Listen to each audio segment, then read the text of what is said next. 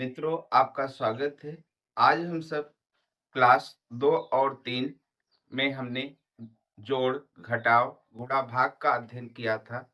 उस पर आधारित वर्ड प्रॉब्लम प्रश्नों को हल करेंगे, जिसको हिंदी में इबारती प्रश्न कहते हैं।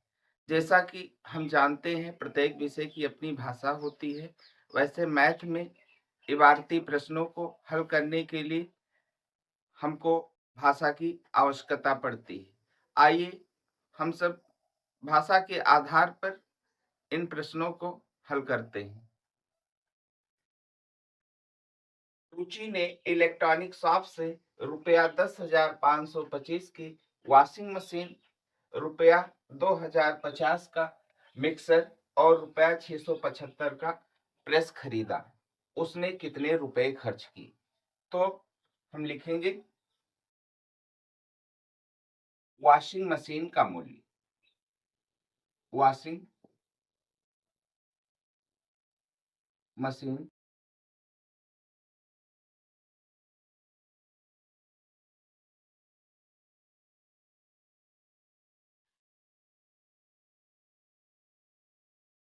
रुपया कितना?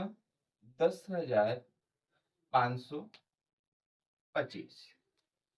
इसके बाद में उसने क्या खरीदा? मिक्सर खरीदा। मिक्सर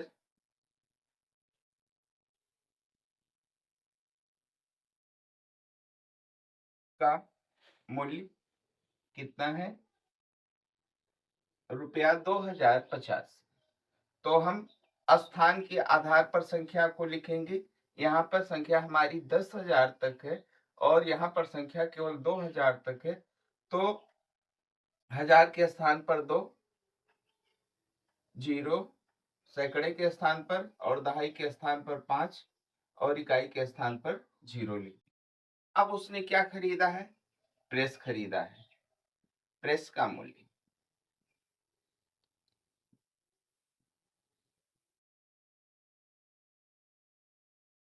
कितना है? 675।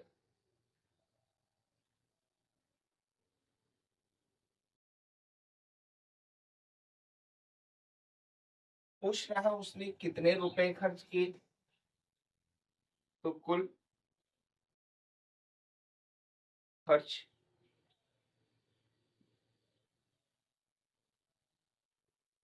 रुपया पर कुल खर्च रुपया बराबर कितना किया? आइए हम सबको जोड़ लेते हैं। 505 मिलके कितना हुआ? 10 हुआ। हासिल कितना आई? 1 आई। 2 और 5 7 और 7 14 और एक हासिल क्या हो गया? 15। हासिल 1 आई। 5 और 6 11 और एक हासिल 12। फिर 0 और 2 2 और एक हासिल 3 और एक के नीचे कुछ नहीं, इसलिए हमने 1 लिखा। रुचि ने कुल रुपया 13,250 खर्च किया। यही इस प्रश्न का आंसर होगा। आइए हम सब दूसरा प्रश्न देखते हैं। मोहन के पास 20,225 रुपए थे। उसने 2,515 का पैंट और शर्ट खरीदा। उसके पास कितने रुपए बचे? कुल रुपए में से पैंट और शर्ट का मूल्य हम क्या करेंगे? घटा देंगे। तो हमको ये पता चल जाएगा कि मोहन के पास कितना रुपया बचा। आइए हल करते हैं। मोहन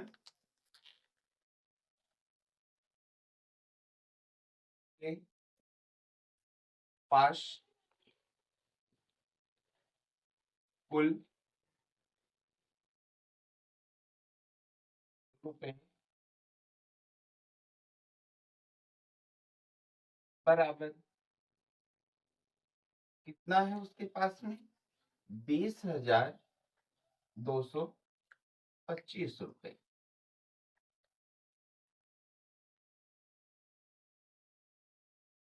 पैंट और शर्ट के लिए खर्च किया, के लिए खर्च किया कितना रुपया 2515।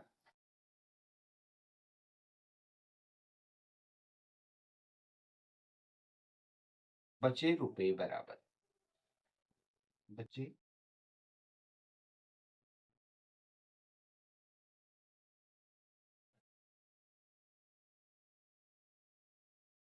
कितना बचेगा उसके पास। क्या करेंगे, 20,225 से 2,515 को घटा देंगे। 5 से 5 गया, कुछ नहीं, 0 हो गया। 2 से 1 गया, 1 हो गया। यहाँ पर 2 से हम 5 नहीं निकाल सकते, इसलिए यहाँ से 1 हासिल लिया, यहाँ 10 हुआ। फिर यहाँ से 1 हासिल लिया, ये 12 हुआ। 12 से 5 गए 7। यहाँ पर हमने 10 किया था, 1 हासिल इधर दे दिया था, तो कितना बचा था 9। और 9 से 2 निकाल दिया, कितना बचा 7 बचा। और यहाँ कितना बचा 1 बचा। 1 को हमने उतार दिया, यानी मोहन के पास 17,710 रुपए बचे। यही इस प्रश्न का उत्तर होगा। राघव ने रुपया 25,000 वेतन प्राप्त किया, जिसमें से उसने रुपया 10,220 घर खर्च के लिए, रुपया 2,000 स्कूल की फीस के लिए और रुपया 1,027 जेब खर्च के लिए रखा। अब उसके पास कितने रुपए बचे। सबसे पहले हम क्या करेंगे, जितना उसने खर्च किया है उसको जोड़ लेंगे और इसके बाद में संपूर्ण वेतन में से खर्च को हम घटा देंगे और हमको आंसर प्राप्त हो जाएगा कि उसके पास कितने रुपए बचे। तो आइए सबसे पहले हम खर्च निकालते हैं। खर्च क्या, सबसे पहले उसने क्या किया है, घर खर्च के लिए, घर खर्च के लिए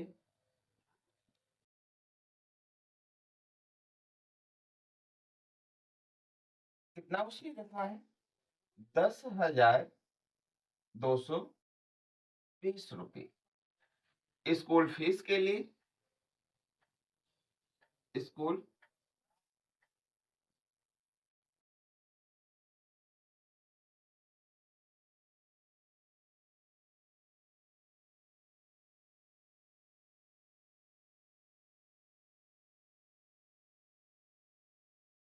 कितना रखा उसने, 2,000। लिखते वक्त इस बात का हम बराबर ध्यान रखेंगे कि संख्या अपने ही स्थान पर होनी चाहिए। इकाई इकाई के स्थान पर, दहाई दहाई के स्थान पर, सैकड़ा सैकड़े के स्थान पर और हजार हजार के स्थान पर है। जैसे यहाँ पर हमने 2 को हजार के स्थान पर रखा है। अब जेब खर्च के लिए,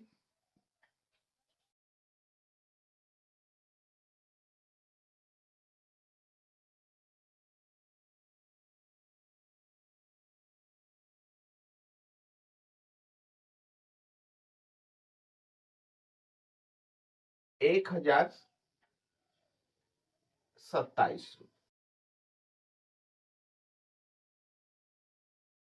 अब हमको पता चल गया कि उसने इतने इतने रुपए खर्च किए हैं और इसको हमने एक जगह पर इकट्ठा कर लिया है। तो लिखेंगे कुल खर्च बराबर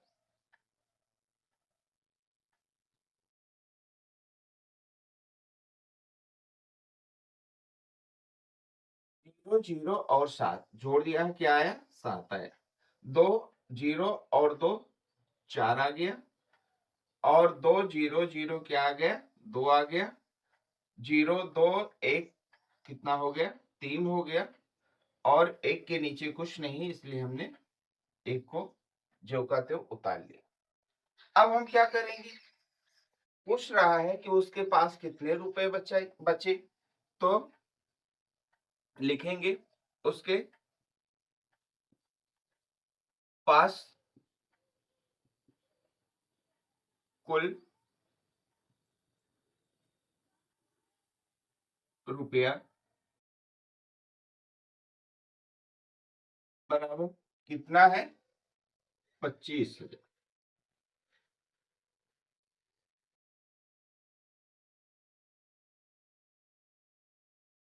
खर्च किए, खर्च किया रुपया 13,247। 13,247 उसने खर्च कर दिए। बचे रुपए बराबर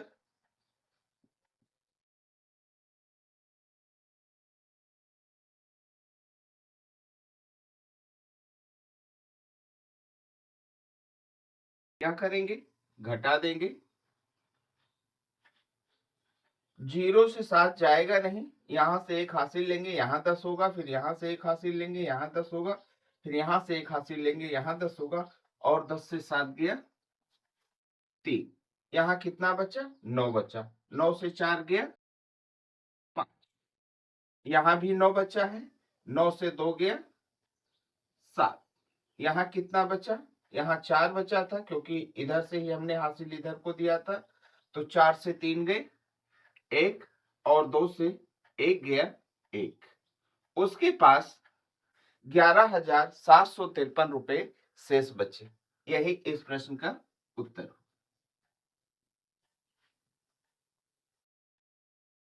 अभी तक हमने जोड़ और घटाव पर आधारित इबारती प्रश्नों का अध्ययन किया। अब हम गुणा पर आधारित प्रश्नों का अध्ययन करेंगे। गुणा में होता क्या है? गुणा में हमको मूल्य उच्च करके प्राप्त करना होता है। जैसे यहाँ पर क्या दिया है? एक किताब का मूल्य रुपया 630 है, तो 5 किताब का मूल्य बताओ, यानी कि मूल्य का दाम क्या होगा? और बढ़ेगा तो हम वहां पर क्या करते हैं? गुणा करते हैं। हम लिखेंगे यहाँ पर एक किताब का मूल्य बराबर रुपया 630। यहाँ हम चौकी का चिन्ह लगा देते हैं। चौकी में 2 बिंदी ऊपर और 1 नीचे होती है, इसलिए में 1 बिंदी ऊपर और 2 बिंदी नीचे होती है। 5 किताब का मूल्य बराबर क्या करेंगे हम? 630 को 5 से गुणा कर देंगे, और यहां पर लिखेंगे कुल मूल्य।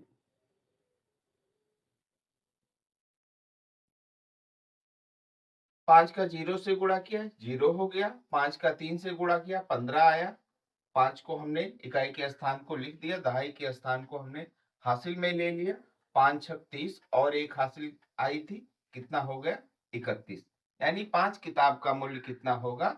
रुपया 3150 होगा। यही इस प्रश्न का उत्तर होगा। आगे हम भाग पर आधारित प्रश्नों को हल करेंगे। भाग में किसी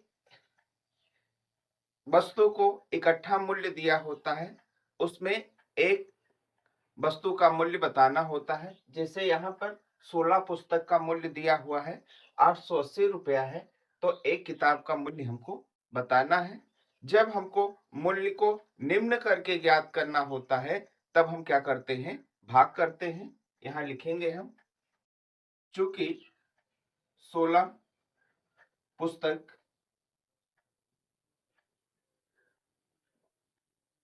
का मूल्य बराबर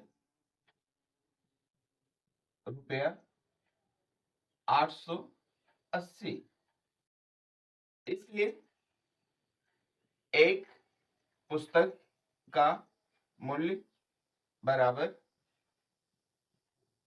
क्या करेंगे हम? 880 से 16 को 880 को 16 से हम भाग कर देंगे। कितना हो जाएगा? भाग करके देख लेते हैं इधर। पहले 16 का पहाड़ा पढ़ेंगे कि 88 से ज्यादा ना जाए, तो 16 पंचे कितना हो जाएगा, 80 हो जाएगा। 8 के नीचे 0 है, 8 से हमने 0 को घटाया, 8 हुआ, और 8 से 8 गए कुछ नहीं, फिर हमने क्या किया, 0 उतारा, और फिर हमने 16 पंचे 80, फिर पहाड़ा पढ़े। एक पुस्तक का मूल्य हमारा कितना हो गया, ₹55।